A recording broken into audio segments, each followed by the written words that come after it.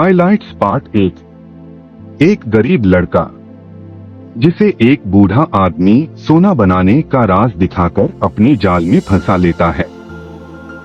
रात के अंधेरे में वही बूढ़ा उसे बेहोश करके संदूक में बंद कर देता है। समुंदर पार एक रहस्यमयी द्वीप जहां इंसान नहीं सिर्फ जादू चलता है।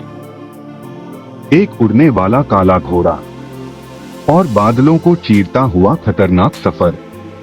और फिर एक ऐसा पल जहां लड़का अपने दुश्मन को खत्म कर देता है। लेकिन असली कहानी तब शुरू होती है जब वो एक सुनहरे महल तक पहुंचता है, जहां 7 राजकुमारियां उसे देखकर कांप उठती हैं।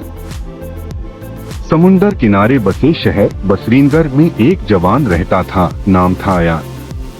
चेहरा ऐसा कि बाजार में चलते चलते लोग पलटकर देख लें।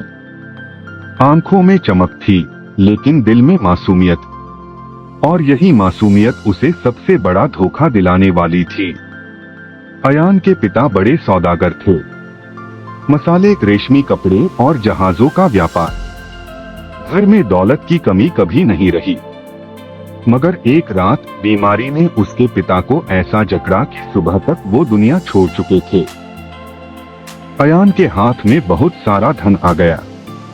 शुरुआत में उसने खुद को राजा समझ लिया। दावतें, दोस्तों की भीड़, शाही इतरत, महंगे कपड़े, हर रात संगीत और हर सुबह आलस। उसकी माँ सलमा बेगम समझाती रही, बेटा पैसा हवा नहीं होता, उड़ जाता है। अयान बस हंस देता, अम्मी मैं फिर कमा लूंगा। पर वक्त ने दिखा दिया कि दौलत भी रेत की तरह फिसलती है। कुछ महीनों बाद घर में सिक्कों की आवाज बंद हो गई, दोस्त भी गायब हो गए। मजबूरी में सलमा ने अपने आखिरी गहने बेच दिए और बाजार में अयान के लिए एक छोटी सी दुकान खुलवा दी। एक दोपहर जब धूप पत्थर तक जला रही थी, अयान दुकान में बैठा था कि बाहर गाड़ी रुकी। उसने सिर उठाया और देखा एक बूढ़ा आदमी उतर रहा है। अगला कदम अयान की जिंदगी पलट देगा। बूढ़े आदमी की दाढ़ी सफेद थी, पगड़ी भी सफेद, मगर उसकी आंखें अजीब थीं। ऐसी आंखें जैसे किसी की आत्मा तक देख ले। वो बिना बोले दुकान के अंदर आया और अयान को ऊपर से नीचे तक देखने लगा। अयान थोड़ा घबरा गया। जी, कुछ लेना है? बूढ़ा हल्का सा मुस्कुराया, नहीं बेटा, मैं तो बस तुझे देखने आया हूँ। उसकी आवाज भारी थी, जैसे किसी सुरंग से निकल रही हो।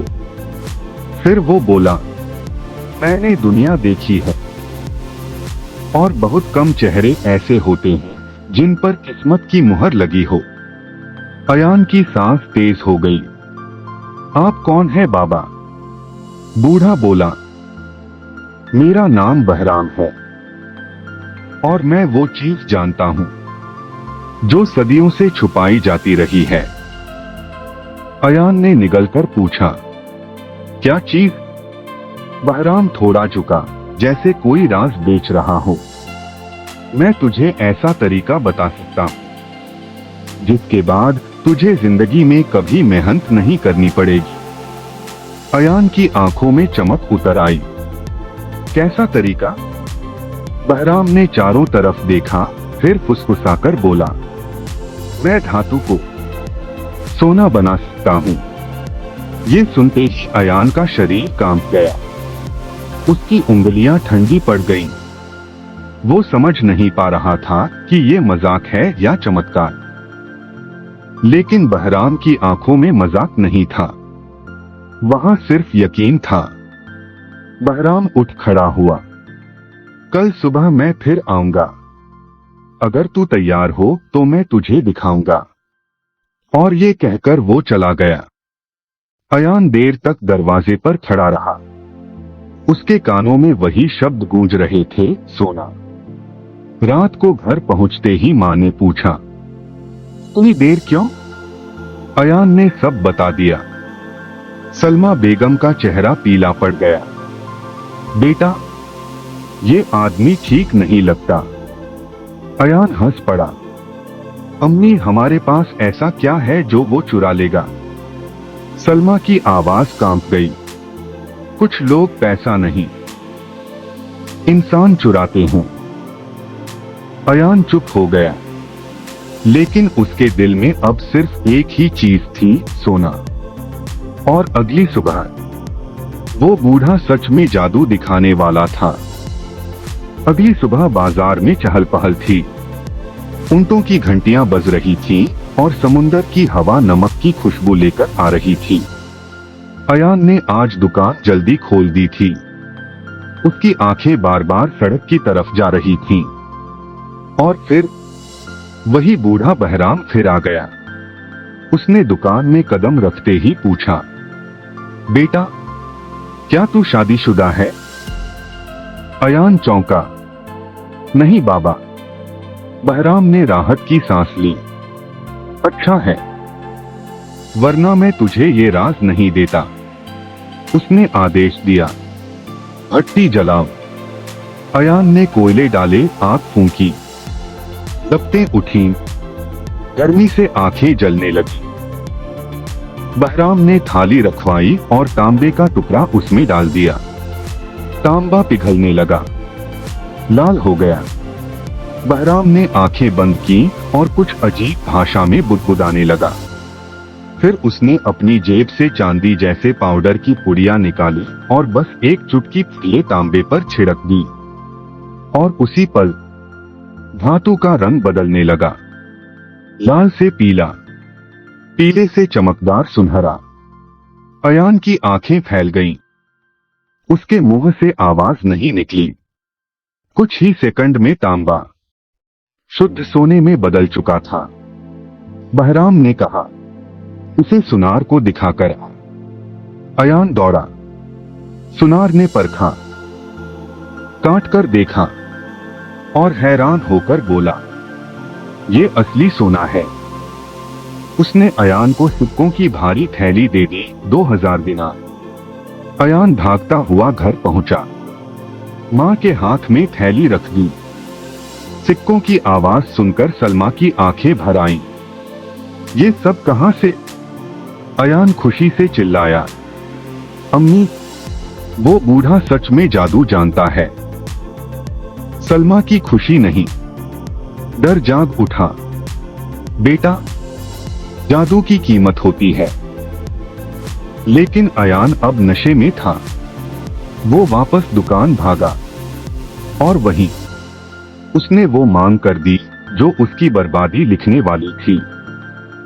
अयान ने बहराम के सामने तांबे का एक बड़ा टुकड़ा रखा। बाबा, मुझे ये विद्या सिखा दीजिए, मैं खुद सोना बनाऊंगा। बहराम ने उसकी आंखों में देखा। उसकी मुस्कान धीमी थी मगर खतरनाक। ये विद्या बाजार में नहीं सिखाई जाती। मेरे घर चल। अयान का दिल धक से रह गया। उसे मां की चेतावनी याद आई। वो एक कदम पीछे हटा। बहराम ने तुरंत कहा, डर मत बेटा, अगर तू चाहे तो मैं तेरे घर चलकर सिखा देता हूं। अयान ने राहत की सांस ली। हाँ बाबा, चलिए। शाम ढल चुकी थी। घर में हल्की ठंडी हवा चल रही थी। सलमा बेगम ने जैसे ही बूढ़े को देखा, उसका चेहरा सख्त हो गया। मैं इस घर में नहीं रहूंगी जब तक ये आदमी यहाँ है। वो खाना बनाकर पड़ोस चली गई। जाते वक्त उसकी आंखों में डर था, जैसे वो बेटे को आखिरी बार देख रही हो। अब घर में सिर्फ अयान और बहराम थे। खाना खत्म हुआ। बहराम ने पानी मांगा। फिर उसने एक छोटी शीशी निकाली और उसमें से कुछ बूंदें पानी में मिला दी। अयान ने पूछा, ये क्या है? बहराम मुस्कुराया, दवा, ताकि तू थके नहीं। अयान ने पानी पी लिया। कुछ ही सेकंड में उसकी आंखों के सामने अंधेरा छाने लगा। शरीर भारी हो गया। उसने बोलने की कोशिश की, बाबा मुझे, और फिर वो गिर पड़ा। बहराम के चेहरे से नकली मासूमियत गायब हो गई। आखिरकार मेरा शिकार मिल गया। उसने अयान को घसीटकर संदूक में डाला और ढक्कन बंद कर दिया। कुछ देर बाद मजदूर आए। संदूक उठाया गया। बाहर रात थी और समुंदर किनारे जहाज तैयार था। अयान अब जाग चुका था, लेकिन लकड़ी के अंधेरे में कैद था, और ये जहाज उसे उस जगह ले जा रहा था जहां से इंसान वापस नहीं लौटते। समुंदर की लहरें जहाज से टकरा रही थीं। ऊपर पालों की चरमराहट और नीचे संदूक में अयान की घुटती सांसें। अंधेरे में उसकी आंखें खुली थीं, मगर उसे कुछ दिख नहीं रहा था।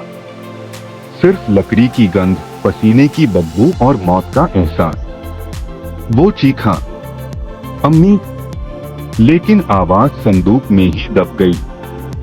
दिन बीते, रातें बीती।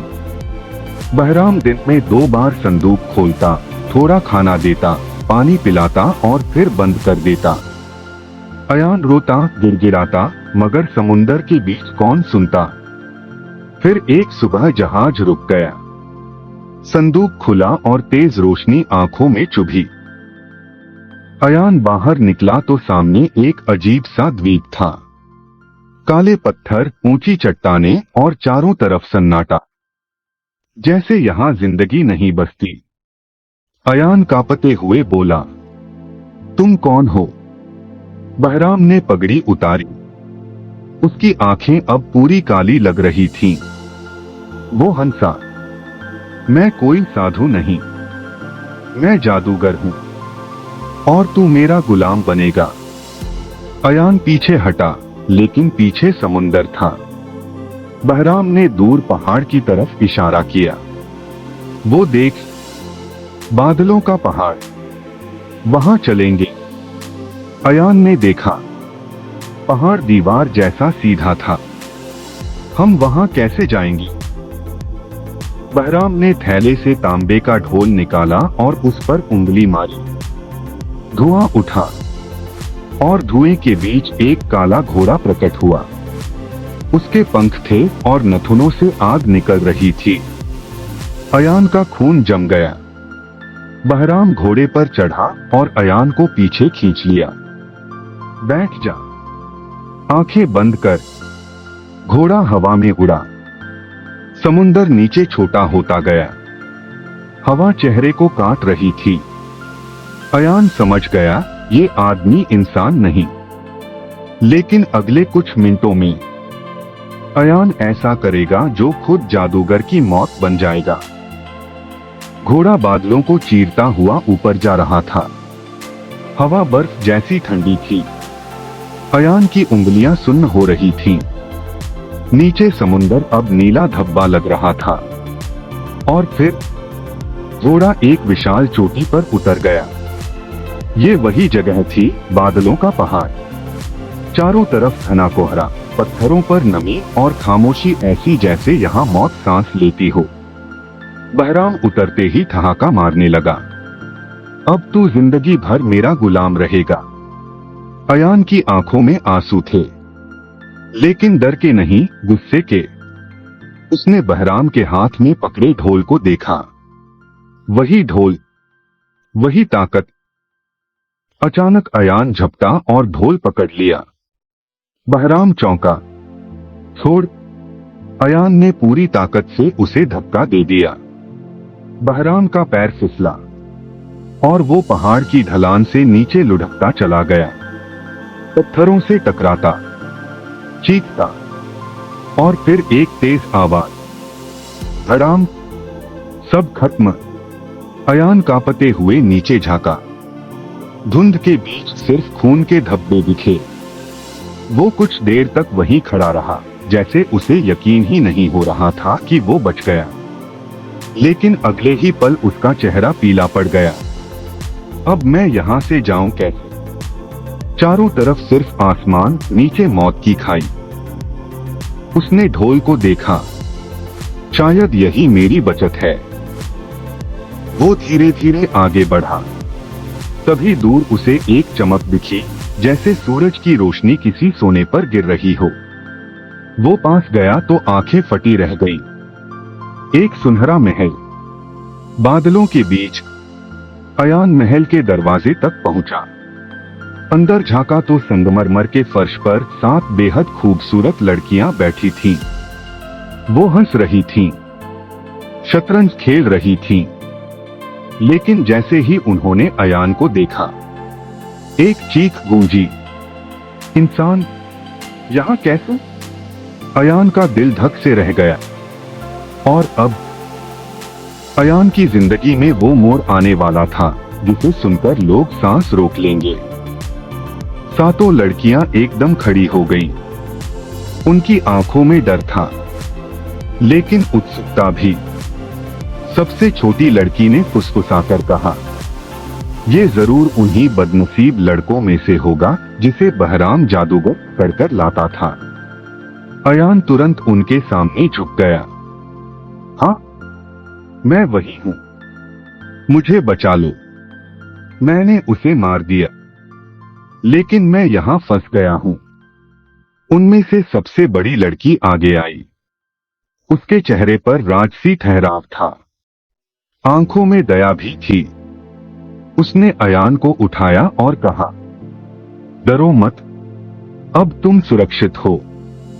अयान को अंदर ले जाया गया। गर्म पानी से स्नान कराया गया। साफ कपड़े पहनाए गए। खाने में शहद, दूध, खजूर और मसालों की खुशबू वाला खाना था। अयान खाते खाते रो पड़ा। इतने दिनों बाद पहली बार उसे लगा कि वो इंसान है, कोई कैदी नहीं। फिर लड़की ने पूछा, तुम्हारा नाम? अयान बोला, अयान, बसरीनगर से। उसने पूरी कहानी सुना दी, पिता की मौत, गरीबी, बूढ़े का धोखा, संदूक, जहाज और पहाड़। 7 के चेहरे पर नफरत उतर आई। एक ने कहा, अच्छा हुआ तुमने उसे मार दिया, वरना वो हजारों को गुलाम बनाता। फिर बड़ी लड़की ने धीमी आवाज में कहा, हम राजकुमारियां हैं और ये महल हमारा कैदखाना है। अयान चौंका। कैदखाना? लड़की बोली, हम जिन्नों के राजा की बेटियां हैं। हमारे पिता ने हमें यहां छुपा दिया ताकि कोई इंसान हमें कभी न देख सके। अयान का गला सूख गया। ये जगह स्वर्ग जैसी थी, लेकिन सच में पिंजरा थी। और अयान पहला इंसान था जो यहां पहुंचा था। रात को महल में संगीत हुआ। लड़कियां हंसती रहीं। अयान भी मुस्कुराया। लेकिन उसे क्या पता था कि इसी महल के ऊपर एक ऐसा दरवाजा है जिसे खोलते ही उसकी जिंदगी फिर से नरक बन जाएगी। अब सवाल ये है, क्या अयान उस रहस्यमयी दरवाजे को खोलेगा? महल के ऊपर आखिर छुपा क्या है? अगर जिन्नों के राजा को अयान के आने का पता चला तो क्या होगा? और वो लड़की जिसका नाम सुनते ही सब कांप जाते हैं, आखिर कौन है? इन सब का जवाब जानने के लिए देखो पार्ट 2। अगर स्टोरी ने आपको टच किया हो तो एक लाइक जरूर कर देना। ऐसे हाई सिनेमैटिक कहानियों के लिए चैनल को सब्सक्राइब कर सकते हो। और कमेंट में बताओ आपको सबसे शॉकिंग मोमेंट कौन सा लगा, क्योंकि असली ट्विस्ट अब शुरू होने वाला है।